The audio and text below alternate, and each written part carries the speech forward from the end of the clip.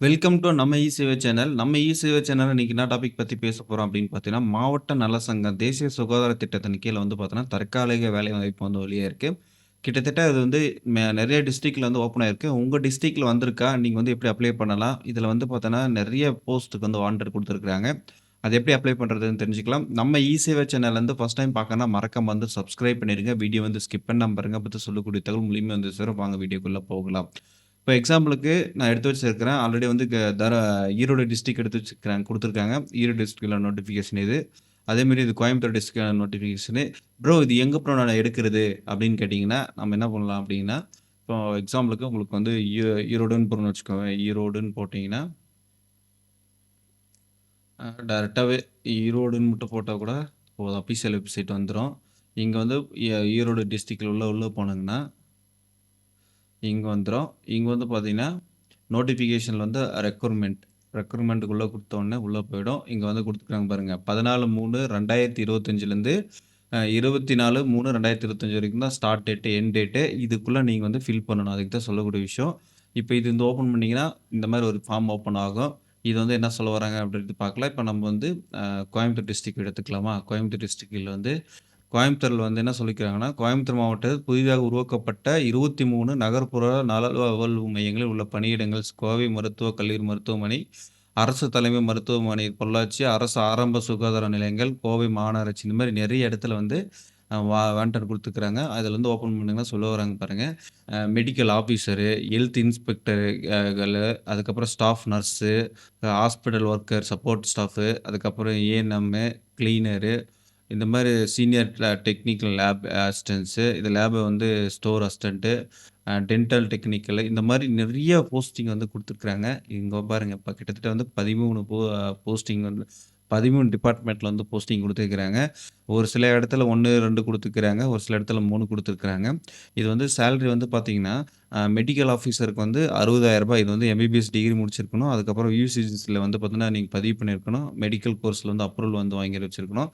நீங்க இதெல்லாம் வாங்கியிருந்தீங்கன்னா வந்து பார்த்தீங்கன்னா, நம்பர் ஆஃப் போஸ்ட் ஆஃப் வேக்கன்ட்ஸ் வந்து பார்த்தீங்கன்னா, 23 போஸ்ட் வந்து கோயம்புத்தூர்ல வந்து வாண்டட் இருக்கு. இது வந்து மிகப்பெரிய ஒரு அ வேலைவாய்ப்புன்னு தான் சொல்ல வரணும். 23 டாக்டர்ஸ்க்கு வந்து வேலைவாய்ப்பு இருக்கு. உங்களுக்கு ஏஜ் லிமிட்டட் வந்து 40 இயர்ஸ் வந்து ஏஜ் லிமிட் இருக்கும்.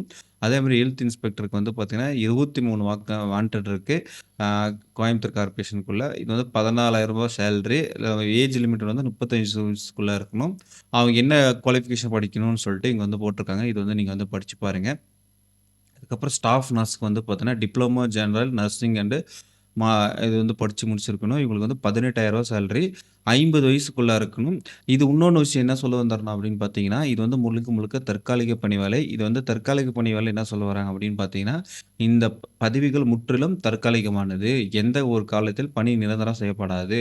பணியில் இணையும்போது பணியில் சேருவதற்கான சுய விருப்ப ஒப்புதல் கடிதம் மற்றும் 11 மாதத்திற்கான ஒப்பந்த கடிதம் அளிக்க வேண்டும் அப்படின்ற விஷயத்த சொல்லிக்கிறாங்க. விண்ணப்பம் வந்து பார்த்தீங்கன்னா, டைரக்ட்டா உறுப்பினர் செயலாளர், மாவட்ட சுகாதார அலுவலர். இதுக்கு வந்து நீங்க போஸ்ட்லயும் போடலாம். டைரக்ட்டா வந்து பார்த்தீங்கன்னா, நீங்க வந்து இதுவும் பண்ணலாம் அப்படின்ற விஷயத்த சொல்லிக்கிறாங்க.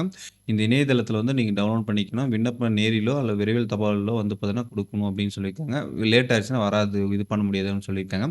மேற்கோள் பணிக்கு விண்ணப்பிக்கும்போது கீழ்க்கண்ட ஆவணங்கள் கட்டாயம் இணைக்கப்படும். விண்ணப்பத்தில் விண்ணப்பதாரரின் பாஸ்போர்ட் சைஸ் ஃபோட்டோ போட்டோ ஒட்டியிருக்க வேண்டும். முழுமையான முகவரி மற்றும் அலைபேசி எண் குறிப்பிட வேண்டும். முன்னுரிமைக்கான சான்றிதழ் நகல் எதனா இருந்தா அத வந்து அட்டாச் பண்ணணும். கல்வி தகுதிக்கான சான்றிதழ், மதிப்பெண் சான்றிதழ் நகல் வந்து பார்த்தீங்கன்னா அட்டாச் பண்ணணும். ஜாதி சான்றிதழ் வந்து அட்டாச் பண்ணணும். இருப்பிடம் சான்றிதழ் வந்து அட்டாச் பண்ணணும். அதுக்கப்புறம் மேற்கொண்ட உள்ள தகுதி, பின்னர் பிற்படும் விண்ணப்பங்கள் மற்றும் முழுமையான விவரங்கள் மற்றும் இணைக்கப்பட்ட விண்ணப்பங்கள் அ இணைக்கப்படாத விண்ணப்பங்கள் வந்து நிராகரிக்கப்படும் என அறிவித்திருக்காங்க. இது வந்து மாவட்ட நிர்வாகம். இதில வந்து நம்ப எப்படி வந்து அப்ளிகேஷன் எங்க இருக்கு அப்படின்னு பார்த்தீங்கன்னா, இதிலேயே வந்து நோட்டிஃபிகேஷனு, அப்ளிகேஷன் 2 இருக்கு. இது இங்க கிளிக் பண்ணீங்கன்னா, உங்களுக்கு வந்து இந்த மாரி வரும். இதில வந்து பார்த்தோன்னா, மாவட்ட நலவாழ்வு சங்கம் கோயம்புத்தூர் மாவட்டம்னு போட்டு, உங்களோட ஃபோட்டோ, விண்ணப்பம் வந்து இதில வந்து எந்த டிபார்ட்மெண்ட்டுக்கு வந்து நீங்க விண்ணப்பிக்கிறீங்க அப்படின்னு போடணும். நீங்க வந்து ஒரே விண்ணப்பத்த வச்சு 2, 3 டிபார்ட்மெண்ட்டுக்கு அப்ளை பண்ண முடியாது. தனித்தனி விண்ணப்பம் வந்து குடுக்கணும். உங்களோட பெயரு, உங்களோட விண்ணப்பத்திற்கான பதிவின் பெயரு, அதுக்கப்புறம் தந்தை, கணவர் பேரு, பிறந்த தேதி, வயது, கல்விச் சான்றிதழ், எஸ்எல்சி மார்க் ஷீட்டு, விண்ணப்பிற்கும் பதவிக்குரிய கல்வித் தகுதி. இதில எதாச்சும் நம்ம வந்து அடிஷனல் டிப்ளமோ குடுத்துருக்காங்க. அதுமாரி இது 8த் படிச்சிருந்தாராங்களா அது. இந்த மாரி என்ன கல்வி தகுதி கேட்டிருக்காங்களோ, அந்த கல்வி தகுதிக்கு வந்து பார்த்தீங்கன்னா, நீங்க வந்து கல்வி தகுதிய வந்து விண்ணப்பிக்கணும். அதுக்கப்புறம் Aadhaar number, community certificate, community certificate வந்து பார்த்தீங்கன்னா, இது எஸ்சி, எம்பிசி அதுமாரி என்ன கேஸ்ட் வருதோ அது வந்து அட்டாச் பண்ணணும். கைபேசி எண் வந்து அட்டாச் பண்ணணும். முன் அனுபவம் இருந்தா எத்தன வருஷம் எக்ஸ்பீரியன்ஸ் இருக்கு, அதுக்கான சான்றிதழ் வந்து இணைக்கணும். அப்போ வந்து எக்ஸ்பீரியன்ஸ் சர்டிஃபிகேட் வந்து வாங்கியிருக்கேன். இப்போ இதிலயே போனீங்கன்னா, உங்களுக்கு வந்து எக்ஸ்பீரியன்ஸ் சர்டிஃபிகேட்டும் கிடைக்கும். அதனால அது மாரி வாங்கிக்கணும். நிரந்தர முகவரி, தற்காலிக முகவரி, இடம், தேதி, விண்ணப்பத்தார் கையொப்பம். இப்போ வந்து பார்த்தீங்கன்னா, நிரந்தர முகவரின்றது வந்து இப்போ நீங்க வந்து இப்போ என்ன சொல்றது, மதுரையிலிருந்து கோயம்புத்தூர் வந்திருக்கீங்க. இப்போ வந்து நான் கோயம்புத்தூர்ல இருந்து ஒர்க் பண்றோம் அப்படின்னா, தற்காலிக முகவரியில கோயம்புத்தூர்ல இருக்கிற அட்ரஸும், நிரந்தர முகவரி வந்து பார்த்தீங்கன்னா, மதுரையும் எந்த ஏரியா இருக்கோ அந்த ஏரியா வந்து போடணும். விண்ணப்பத்தார் கையெழுத்து போட்டு ஃபோட்டோ அட்டாச் பண்ணி, நீங்க உடனடியா வந்து பார்த்தீங்கன்னா, மாவட்ட ஆள் சேர்ப்பு நிலையம் இருக்கு இல்லையா, அந்த அட்ரஸ்க்கு வந்து உடனே ஸ்பீட் போஸ்ட்ல போடணும் அப்படின்னு சொல்லியிருக்காங்க. டேட் வந்து ஷார்ட் பீரியட்ல இருக்கனால சீக்கிரமா வந்து முடிஞ்ச அளவுக்கு விண்ணப்பிங்க. முடிஞ்ச அளவுக்கு இந்த விஷயத்த வந்து ஷேர் பண்ணுங்க. ஏன்னா இன்னும் இருக்கிறது வந்து 5 நாள் தான் இருக்கு.